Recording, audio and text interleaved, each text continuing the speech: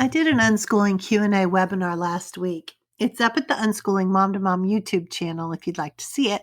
But more questions rolled in and I didn't get a chance to answer them all. So I want to answer a couple of them here on our Unschooling Mom to Mom podcast. And maybe every month or so I can do this, just a few questions and answers. I'll set up a form you can use to submit a question for future podcasts too. This week we'll tackle two. I know there are way more than that, but since this is only a 10-minute podcast, we'll just have to do two at a time. And if you have a question that you may just need resources to read up on and do it DIY style, you can send the question to Q for Sue. I have a form set up and Katie will send the links to you. So I'll put a link to that in the notes as well. So this week's two questions are, number one, the emotional roller coaster of just beginning, especially when the kids are young and have never been to school and we're a little freaked out from all the responsibility. And number two, how do you respond to kids who are used to a more traditional setting and they want to know, when are we going to start? But if you're here for the first time, I'm Sue Patterson and I help parents see how unschooling works. My own 3 kids are grown now and we didn't duplicate school. No grading, no lesson plans, no Friday quizzes.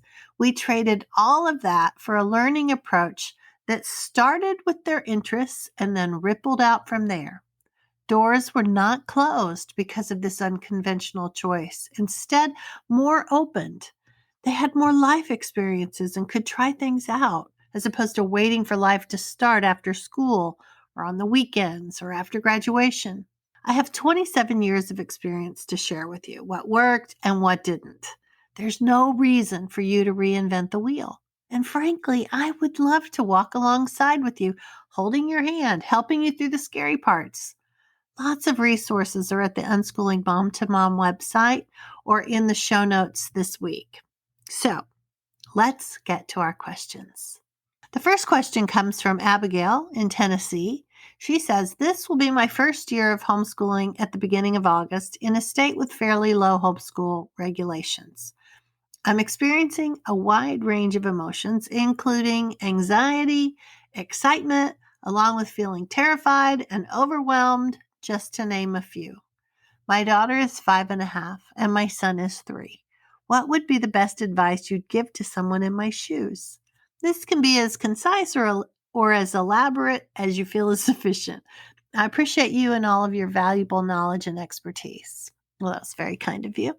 My best advice, well, first let me just tell you, everybody feels this swirl of different emotions when we first start out. We're stepping into the unknown, and we have been conditioned not to do that over the years. So you're not alone in that. But I think the thing that might be most helpful is to notice where your anxiety is coming from. This will help you know how to tackle it.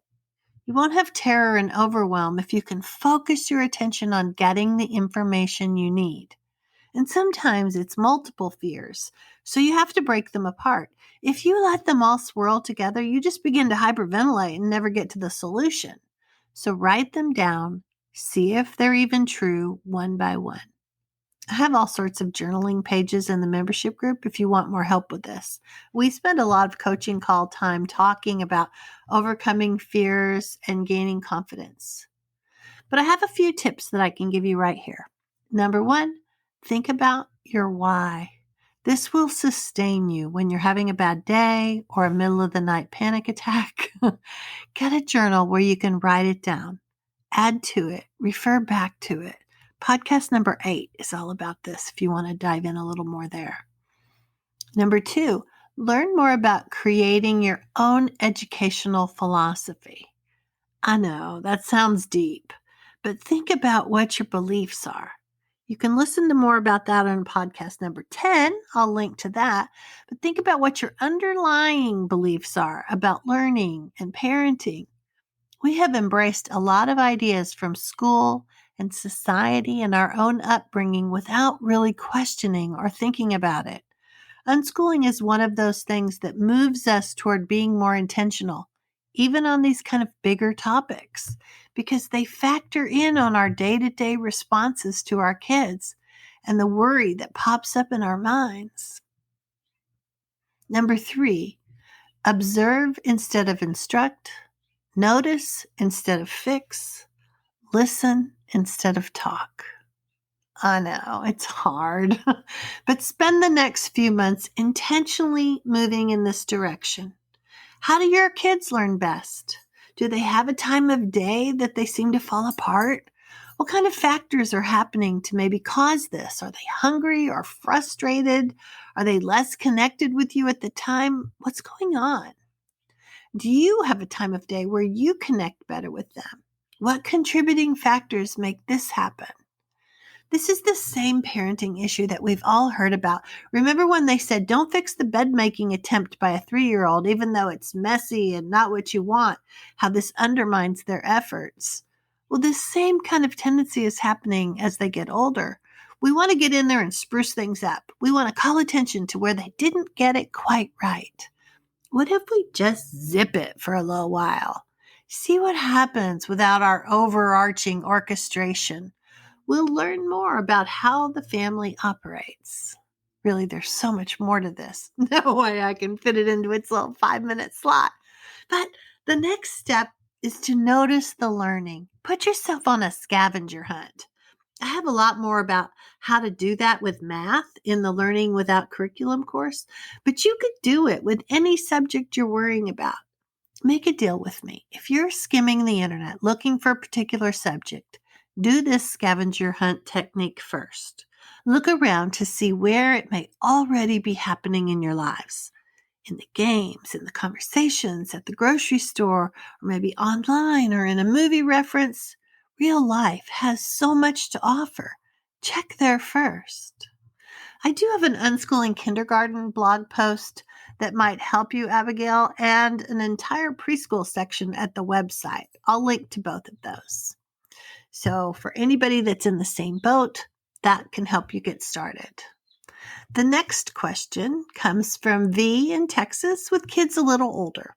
They say, how do you explain unschooling or deschooling to your kids? Mine are age 7 to 11. They're asking questions that I've seen answered for parents, but I haven't been able to find explanations for kids.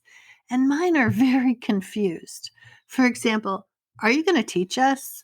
Are we using books? How are we going to learn if we don't have subjects or tests or textbooks or classes? What do we do? Is it summer because we aren't doing anything? I don't know what I want to learn. Can't you just tell me? Okay. One of the things parents do that doesn't really work is to ask the kids, what do you want to learn?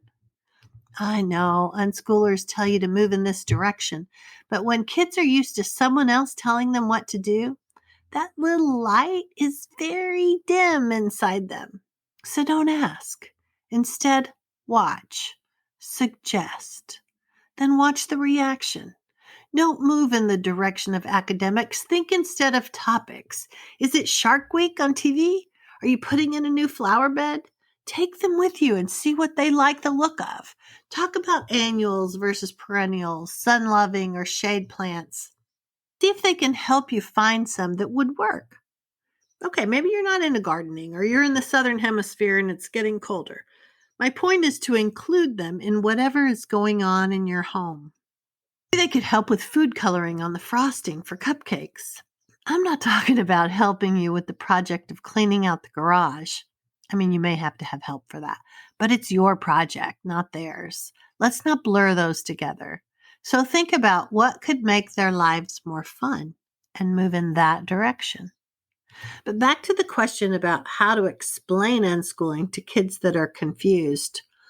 I did a private podcast for teens whose parents are in my membership group because you know me, I have a lot to say.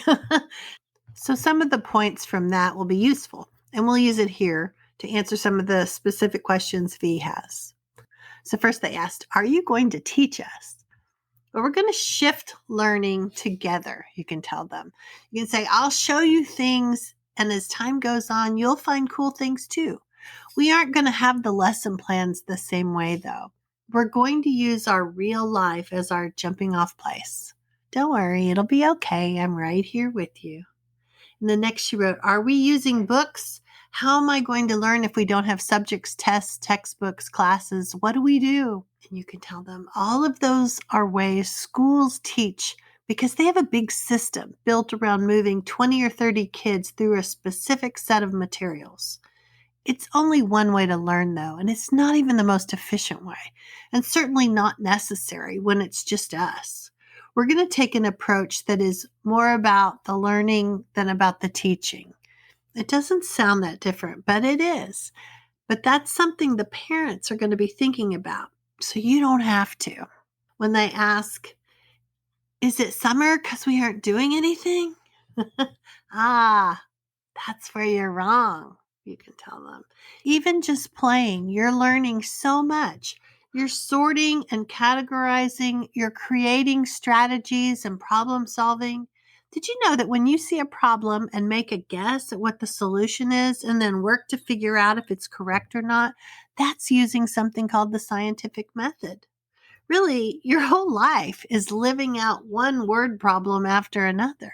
So we may need to remind them, don't worry about not knowing what you're supposed to learn or even what you want to learn. There's no supposed to in there. Who says anyone has to learn things by a certain age? We're going to learn when we need it. That's how we'll remember anyway, because it'll be interesting to us. Random facts just don't really stick with us. We might remember them for a quiz at the end of the week, but then we'll completely forget about it. So what's the point of all that? Nothing. One thing I know and have read a lot about is that humans are naturally curious and hardwired to learn. That's the little fire inside you that wants to know more about all kinds of things. And it gets a little dim when you have to jump through all the hoops of subjects and topics you don't really care about. There's no energy left to explore. So we're going to use that as the starting place. We're going to use the whole world as our classroom. When we watch a show, we might talk about it or look something up about it. When we go to the farmer's market, we might find out where their farm is and look it up on our map. When we have a stomach ache, we might learn about digestion and nutrition or other pieces of anatomy and physiology or health. Unschooling is simply a style of homeschooling. We might use books, but it's not the only way. We're going to learn from YouTube, from conversations, from Googling, from museum trips, or playing with toys and games. Learning is really all around us. So maybe it would be helpful to go on that scavenger hunt, like I mentioned earlier for Abigail. Find the subjects that are weaving through your day and your life. And all the kids have to do is keep exploring. So that's what I have for this week. Enjoy your kids. Reach out if you want to dive deeper or need a little more support. And happy unschooling.